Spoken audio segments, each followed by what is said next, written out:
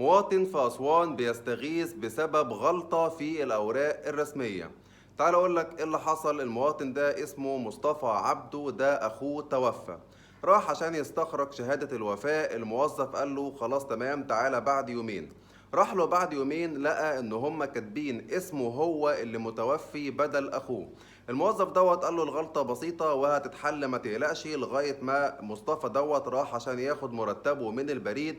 لقى ان اسمه اتشال اصلا وان هو مكتوب ان هو متوفي، وبالتالي مرتبه وقف.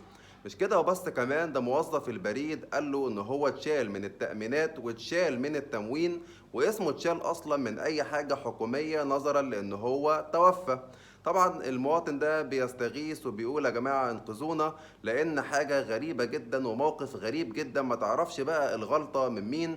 ولكن طبعا بنسبة كبيرة هي الغلطة من اللي كتب اسمه بدل اخوه ان هو متوفي. شوف بقى كمية الضرر اللي وقعت على المواطن ده لغاية ما الموضوع يتحل.